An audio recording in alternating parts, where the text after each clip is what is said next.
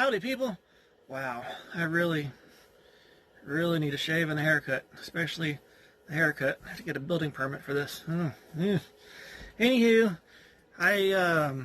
quick update. I got a Kindle 10. It's a new one. I bought this Black Friday. It was on good deal on it, and it's defective, so it has to go back. Good times. It keeps saying there's moisture in the charging port, and there's no moisture in the charging port. And I mean, I haven't even taken it off my bed. I just got it to watch videos and stuff with a little bigger screen than the cell phone, and smaller than TV and stuff like that. It's energy efficient. Wow. Okay. But anyway, so yeah, it hasn't left my bed. And it keeps, every time I plug it in, it says that there's moisture in the charging port. And I don't pee the bed anymore, so there's no moisture in the charging port. So it's going back. I just had a bad luck with technology lately. That and then the Blue Yeti stuff messing up, this messing up. On top of that, I just got this in the mail. You can see the other end of that. And this is a charging port for my laptop. Okay, yep. So anyways, I thought I had everything secured down, and I went and drove off, and that was actually sitting on the shelf, and it fell onto the floor, and it had the charger in it, and it broke the charging port and also cracked the case. So I'm going to try to change that charging port out. I've got the new piece, as I just showed you. So that is kind of what I'm going to play with today. Just fixing things. You can see where that crack is on here, where I've cracked the case. Right across there. May want to get some super glue in there when I open it up. I've got to take all these little screws out all the way around, and I've got this little miniature itty bitty baby set I can do that with. So that's what we're going to do now. Screws are out. Now there's our CD-ROM. This slides out. Only held in by one screw, and then that comes out. Pretty typical.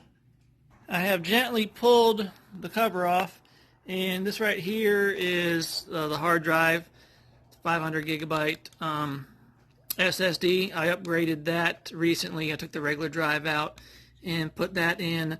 And I also upgraded the RAM on here. It was, 8 or 12 or something. Anywho, it's got 16 gigabytes of RAM. The problem with this is it has integrated graphics, and the processor, which is under here, is what it is. And it doesn't have the power to make videos, to do the whatever the word is. My brain just froze up.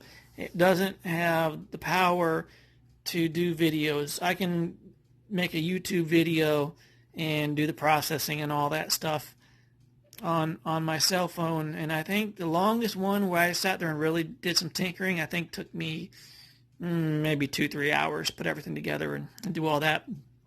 Where this here, after I did these upgrades, I tested it to see if it had enough power to do anything, and it's great for just general office, general computer stuff. It's not good for games, but I think it was somewhere 4 to 6 hours it took to actually process a video, and it just it's just too long. But yeah, maybe one day I'll get a better one, but really to do what I'd like to do with the laptop, I'd probably be in the $1,500 price range. And I'm not going to spend $1,500 to make free YouTube videos, so that's not really in the cards. Maybe someday, if this one completely dies and I can't use it, I probably would spring for a good laptop that'll last for a good long time. But as it is now, I'm not putting the money into it. And there's no payoff for me. I don't make any money back on these things or anything of that sort. It's just for fun. So we'll just keep making videos on my cell phone, and I'm going to go ahead and get this swapped out so that it is working properly. And again, this right here, that's the piece we're putting in, and it lives right under here. That's this guy. right here, and the wires come around and it plugs into this right here. So that's this guy. I'm gonna go ahead and take we've got one, two, couple screws. I think we actually have to lift this fan to get the wire to go in to tuck in behind here. That's really all I'm doing here. Just, you know, goofing off, having fun, entertaining myself.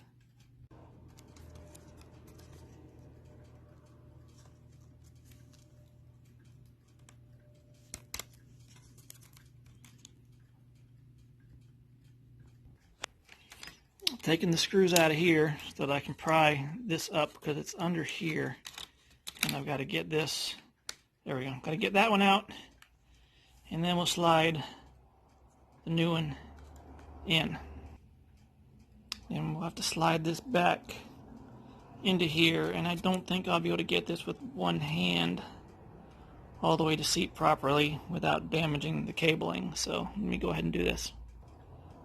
This is set in, and now we've got to get this wire tucked in under here, and then we've got to get our fan back in place. That is back in. Now this just has to plug back in to this socket where this was.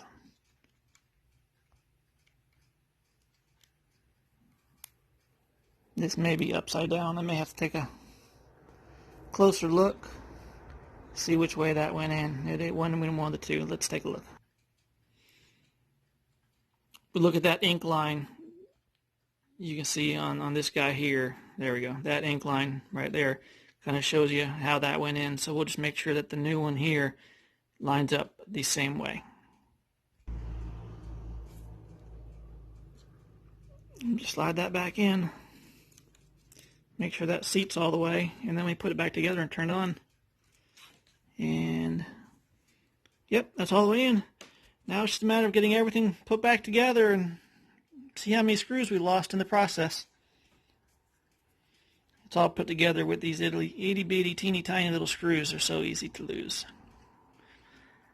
Let's go ahead and put her back together and turn her on. I think I might try to see if I can get some super glue on that little piece of plastic that broke on the edge, and let that dry for a few minutes and then slap her back together. We are back up and running. That little orange light, we're charging. We are back in business. Yay. So I guess the moral of this story is if you can't afford a new computer, and if you don't know how to repair your own computers when you break them, don't break them. Secure your stuff. Don't be me. Talk to you later. Bye.